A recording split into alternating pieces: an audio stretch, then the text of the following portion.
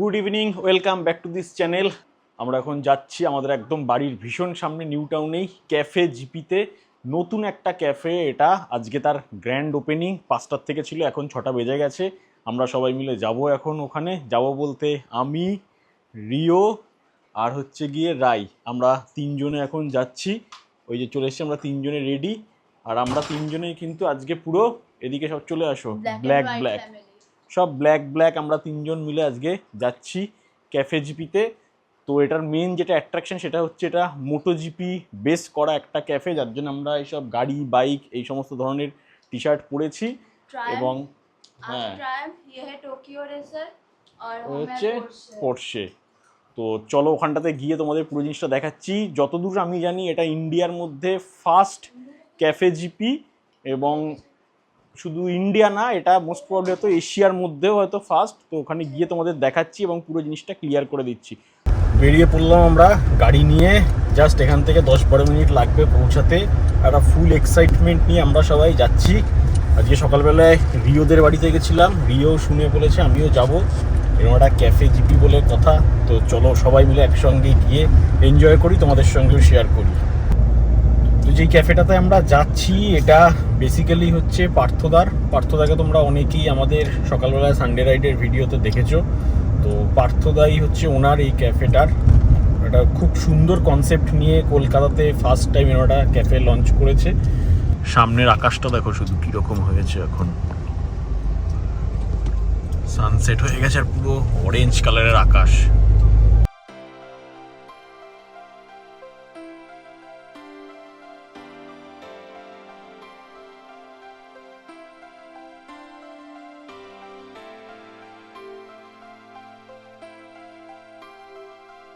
তোমাদের সঙ্গে একটু লোকেশনটা শেয়ার করে দিই যেখানে ক্যাফেটা, সেটা হচ্ছে আকাঙ্ক্ষা মোড়ের ঠিক কাছেই, যেখানে এই যে অটোমল আছে পরপর সমস্ত গাড়ির শোরুমগুলো, ঠিক এই জায়গাতে ভলভোর যে শোরুমটা আছে, ভলভোর শোরুমটার ঠিক ওপরের ফ্লোরটাতেই কিন্তু ক্যাফেটা।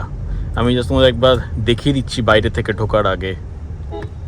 তো এই যে সামনে ডান দিকে দেখা যাচ্ছে ক্যাফে জিপি, জাস্ট ভলভোর শোরুমটার ওপরেই, যেটা বলছিলাম। তো আমরা ঢুকবো হচ্ছে ইন গেটটা দিয়ে। ওদের একটা গাড়ি আসছে, এখানে একটু দাঁড়াই। হাউস দ্য জোশ। Yes sir. চলো সবাই আমরা পৌঁছে গেছি অলমোস্ট। ফার্স্ট ভিউ,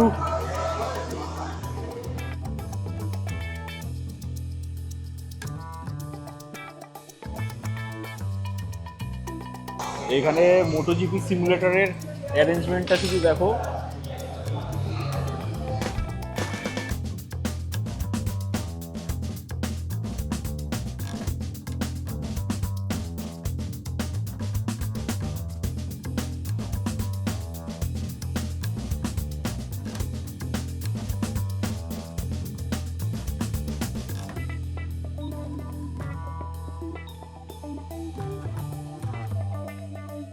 রাই চলে গেছে, এখানে একটা লেডি স্পেশাল রেস হবে, আরেকজন এখনো বাকি রয়েছে, দেন স্টার্ট হবে। রিও কি মনে হচ্ছে, কে জিতবে? দিদিভাই জিতবে মনে হচ্ছে, দেখা যাক।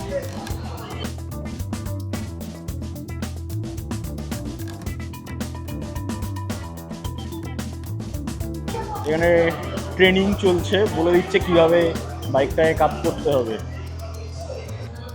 স্টার্ট হচ্ছে রেস, 1 2 3 জন।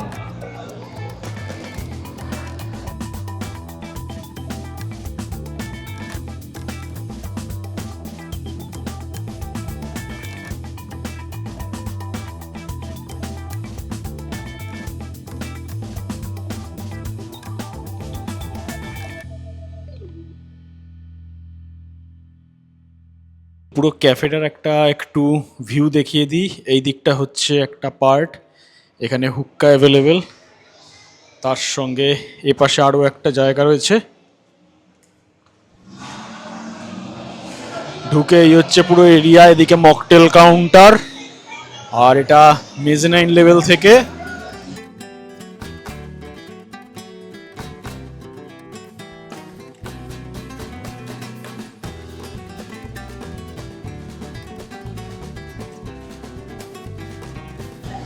নিচের দিকে যদি চলে যাই, এইখানে নিচে কিন্তু এরকম পুরো সিমুলেটরগুলো রাখা।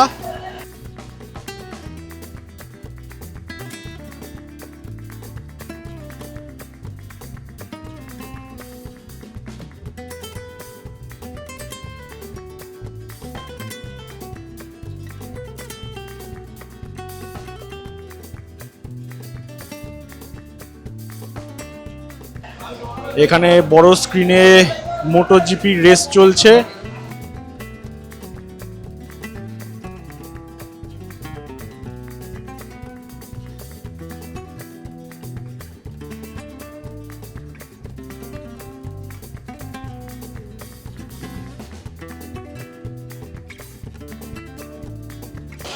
সিঁড়ি দিয়ে নিচে চলে এসে এই জায়গাটা এরকম, এখানে পুরো বাইকের সমস্ত সেটআপ, প্রচুর বসার জায়গা রয়েছে। এদিকে আজকের জন্য বাফেট সেট করা, এপাশে একটা আউটডোর সিটিং, পুরো জায়গাটা বেশ সুন্দর।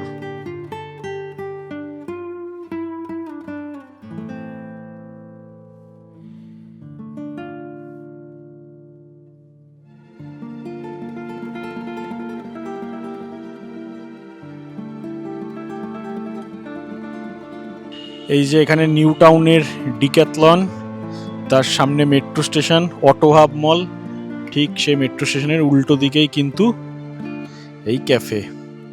এখানে বাইরে আউটডোর সিটিং রয়েছে খুব সুন্দর, এবং সেখানেও কিন্তু একটা স্ক্রিনে মোটোজিপি চলছে।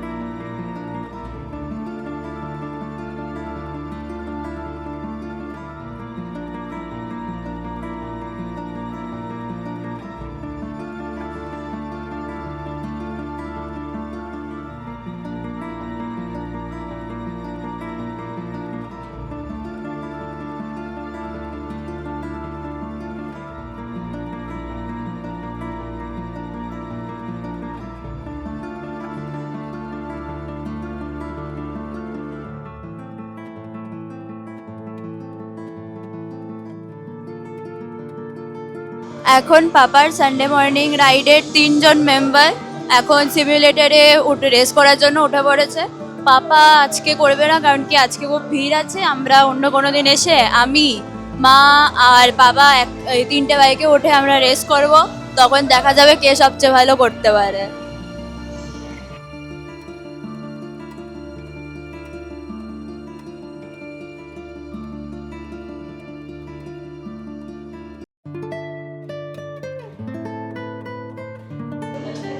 তিনজনেই একদম পুরো ফুল স্পিডে ফুল জোশে চালাচ্ছে। এখন বলা যাচ্ছে না কে জিতবে, বাট লেটস সি।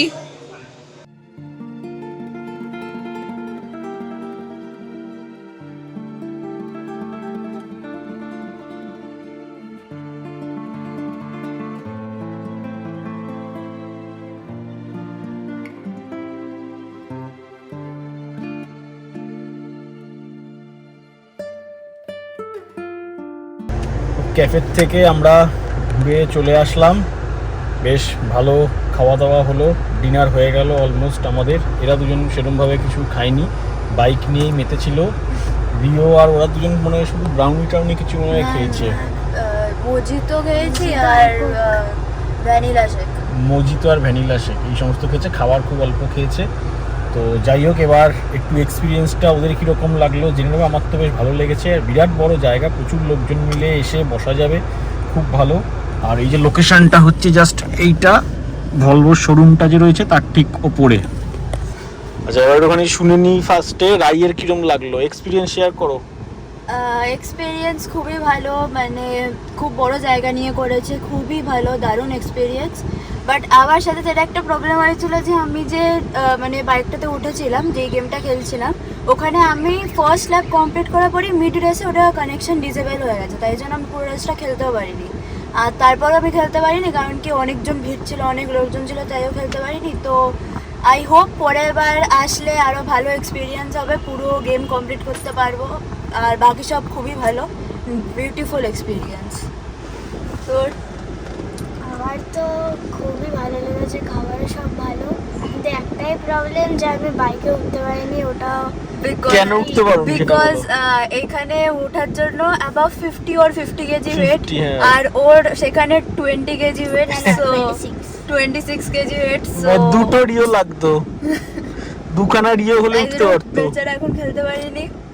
আরো কত বছর, 5 বছর পর, যাই হোক 5 বছর পর। ঠিক আছে, চলো তাহলে এবার আমরা বাড়ির দিকে এগোই। ক্যাফের থেকে ভীষণ এনজয় করে আমরা বাড়ি চলে এসেছি, আর টাইম এখন অলমোস্ট রাত্রি 9টা মতন বাজে। সো এই ব্লগটা ছিল আমাদের এই পর্যন্তই, জাস্ট ছোট্ট একটা ব্যাপার নিয়ে এই ক্যাফের ইন্ট্রোডিউস করলাম তোমাদের সঙ্গে। এটা খুব সম্ভবত নেক্সট মান্থের 10 তারিখ থেকে ফুললি ফাংশনাল হয়ে যাবে, তখন থেকে সবার জন্য ক্যাফেটা খুলে যাবে। তো তোমাদের যদি ভালো লাগে তোমরা অবশ্যই আসতে পারো। তোমাদের যদি কোনো রকম কোনো কোয়ারি থাকে তোমরা কমেন্টে সেটা জানাতে পারো, আমি চেষ্টা করছি সেটা রিপ্লাই করে দেওয়ার। আর তোমাদের যদি ভালো লাগে অবশ্যই ভিজিট করো। সো চলো, গুড নাইট, দেখা হচ্ছে পরের একটা কোনো ব্লগে। If you like this video, do like, share and comment. Good night, bye, see you on next blog.